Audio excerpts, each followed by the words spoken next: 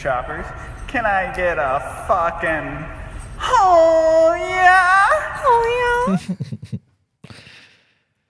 yeah. Yep. Yeah. I have a full belly.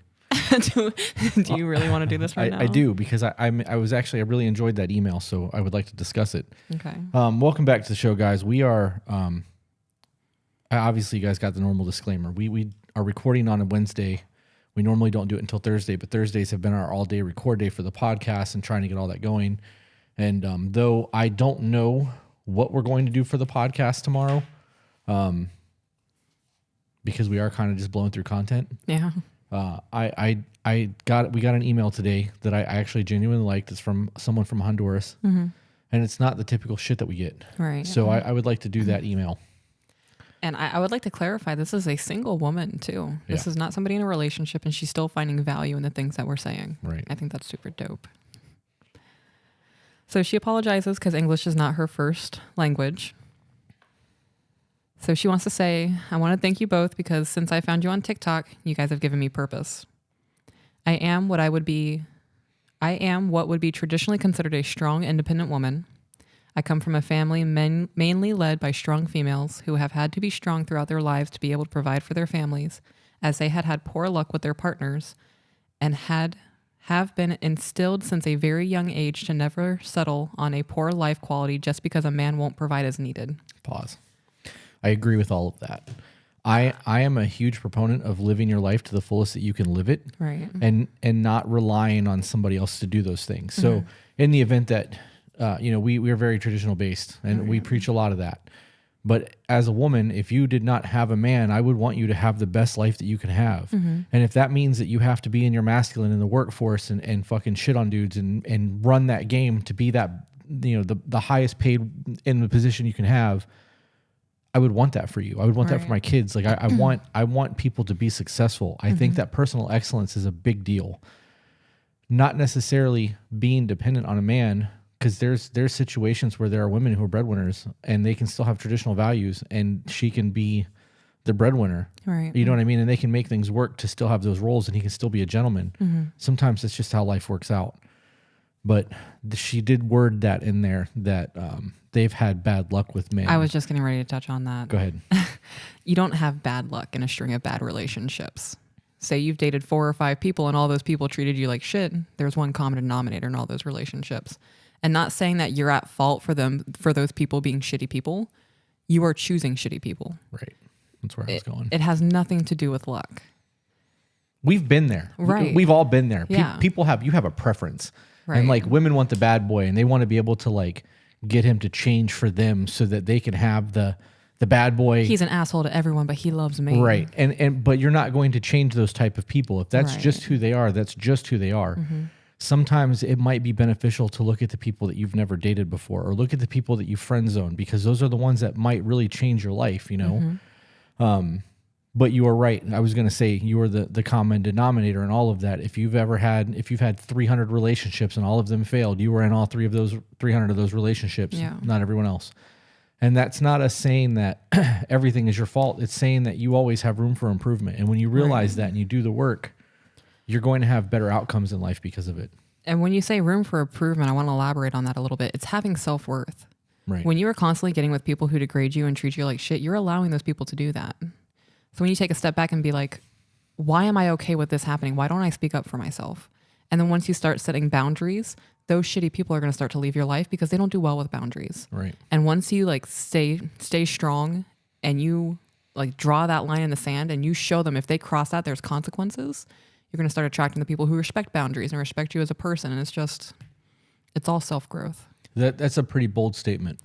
Why is that a bold statement? It's like, maybe bold is not the right word to use there, but that was a bold statement. That was like a very good, when you start setting boundaries and stop letting people shit on you, you will attract men who respect boundaries. Like, right. It comes down self-worth. You're right. That's just, I don't know. I guess the way you worded it kind of struck me just then. That's a very good point. I've been thinking about that point a lot recently. Yeah. So I'm glad that I said that in a very impactful way. Yeah, no, it was impactful. I guess is probably more important than bold, or better stated than bold. Yeah. But because people don't think about that. Right. They just think I'm a victim in every single scenario because these people are pieces of shit. You can't make somebody not be a piece of shit, but you can change the way that people treat you. You can change the way that people perceive you as well. Right. Well, when I say you can change the way people treat you, you can change the way you react to how people treat you. So if your man is constantly calling you a bitch and you just take it on the chin and say nothing about it, he's going to continue to do that, even though it hurts think you. It's okay. Right. So once you draw that boundary and be like, hey, when you call me that, it really hurts my feelings, and then they continue to do it anyway, you walk away. Yeah. That person has shown you that they're not willing to stop the simplest thing in your relationship to make you feel more comfortable. It's not worth it. Would you say that staying when people do that they're settling for a man that does these things and they're just accepting it? Like you're settling. 100%. Yeah. Because unless you're married, you absolutely can walk away from a scenario. Right. It's not going to be easy, but it's doable. Right. I mean, even if you're married, it's possible to walk away. You know, for a dude, you're going to lose a lot of your shit, but like it's material. You can always make more of it or buy more of it or, you know, make more money or whatever. From personal experience, I've been treated by shit by a lot of men. And it's because of the men that I was choosing, but it was also because I had low self-esteem. And I thought if I love this person, even though they treat me poorly, they say they love me. And they just say that they love me. That's what I need. And if I leave this person, no one else is going to love me. Right. But somebody saying that they love you and showing that they love you are very, very right. It is two things. very different things. And I said that specifically that way because you are saying you love me, but you treat me like you don't. But because you say it to me and you appease that emotional, I need to hear it, I'm going to stay because you say you love me. Yeah. Because I need that attention. And I'm scared I'm not going to find it elsewhere because if I leave you, I see myself as this disgusting creature unworthy of love. I know other people see that. That's an illogical thought process. But that's how I felt in those scenarios when I didn't leave someone treating me like shit. Did that make sense? It did. I just don't have anything else to add to that. So I've always taken pride in being strong, being able to solve my issues on my own, to always be the one to provide solutions instead of being the one asking for help. I'm a very good driver and I pride myself on taking top-notch care of my car. You get the picture. Can I make a joke real quick about women drivers? I'm just kidding. Yo, not gonna lie, I'm a woman driver, and I'll be doing some shit out there on the road. I'll be like, "Damn, I'm that woman driver." I'd be like, "I'm so sorry, guys. I'm trying my best." With this has also come the notion that, as a strong, independent woman, guys will be intimidated by me, and that is somehow a good thing, and that I will always have to be the one in charge, and that ending up alone is a very strong possibility, as men can't handle a woman as strong as I am, and submitting to a man is out of the discussion. Okay, pause. 'Cause there's a whole lot there I want to address. That sounds like a lot of generational trauma taught from one woman down to the daughter, because men ain't shit. It sounds like a whole lot of social media brainwashing to me too. I mean, in the current state, yes. The way that it's worded, men are not intimidated by successful women. They don't want to deal with it. We don't want to deal with the nonsense that comes along with it. Women who are that... I used to be this woman. I would beat on my chest. I am a strong, independent woman. I do not need no man. Like, I can take care of myself. I'm better than you because I'm a woman. I'm doing all the things a man can do. I almost said the C word. I am pretty sure I can't say that on YouTube. I mean, you can say whatever you want, which probably not do so well. I was definitely a see you next Tuesday type of person with that mentality. And it was because I was so angry at my life. There are women who are definitely strong, independent women who are successful and they're amazing, but they're not complete assholes to everybody else, you know? When you put that out there, when you wear that as a facade, because it is a facade. It is. When you wear that and that is who you portray yourself to the world to be, people who are high value men, people like myself that make really good money, that are very, I'm high maintenance in that, like, I like the shit that I like, right? But I'm a big 12-year-old. I can afford all my toys. Right. When you say high maintenance, you want like the new, latest, and greatest toy, not high maintenance as in. But I am low maintenance in terms of everything else. Like, I don't need a lot. I want happiness. I want peace, and I don't want conflict. And anytime anything comes into my life that starts bringing unnecessary drama, I try to correct the problem, and when I can't correct the problem, I remove that shit from my life because I don't want to have unnecessary arguments. I don't want my peace fucked up. I want to enjoy my time here. I don't have a lot of it left. Like, right. So it's not that men, high value men, are intimidated by independent women. We're not. There's not an intimidation factor there. It's the attitude and the beating, like you said, beating on your chest and to be that. There's nothing that a woman provides a man in a relationship other than companionship. just like there's nothing we provide you. You can do everything on your own. You don't need us. Right. And in a first world country like ours, it's very wealthy. It's very easy for you to go pay somebody to fix your cars. Right. You can pay somebody to come cut your grass. You don't need a man to do those things. You need a man for companionship or want. You don't need anything.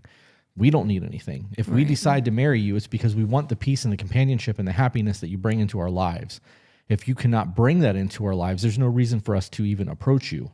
So when you see that type of ugliness from a person, why would you want to try to bring that into your peace? Right. What else can you read that paragraph again, please? Because there was something else.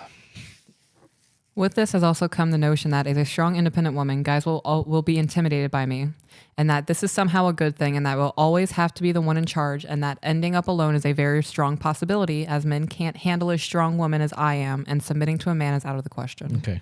I read this entire email, so I know what she's going to say in the next paragraph, so I'm not going to touch on that last sentence. Right. But the dying alone thing, or like ending up alone, if you know that the reality that you're putting out into the world of who you are as a person is going to make you end up alone, why would you do that? What benefit does that have? Like your lifelong companion who could be out there right now waiting to meet you, waiting for you to do the work on yourself, to be ready to receive them. You may miss out on that, Right. because you're not willing to just accept that you don't want to be alone for the rest of your life and start changing. I don't know. I actually really enjoyed this email, so I'm not shitting on this woman by any means. These are just points that I think are relevant to the conversations that we have on here. Right. And go. 1, 2, 3, go. So before we go on to the next part, something that I want people to think about, all of these strong, independent women who think that men are intimidated by a strong, independent woman, those are the women who shit on men. Women who are legit strong and independent and know their worth don't shit on men the way those other strong, independent women do. Right. It's weak-minded women who have been hurt by men who want to put on a facade as, I am strong, I don't need you. But inside, they're just hurt and damaged and they need to go through, solve their traumas. Sounds like toxic femininity. I remember I said that under a TikTok. I'm pretty sure it was underneath one of your TikToks. Yeah. And people were losing their minds. Like, I've never heard of this. What? It's not a buzzword There's yet. a term. Yes, there's a term. And, and I feel like a lot of women are going to get triggered by what I just said, but I really want you to think about it. Like, as somebody who has lived that experience, looking back, I'm ashamed that I was that person. Like, I was so hurt and damaged that I was just oozing hatred towards the opposing gender because of things that I have seen happen in my past to other women, and hearing things from other women and then experiencing myself because that's all I've ever seen or heard. Right. Yeah. I want to point out that I actually don't believe that femininity can be toxic. I just believe people can be. Just like I believe that toxic masculinity is the absence of the masculine, true masculine.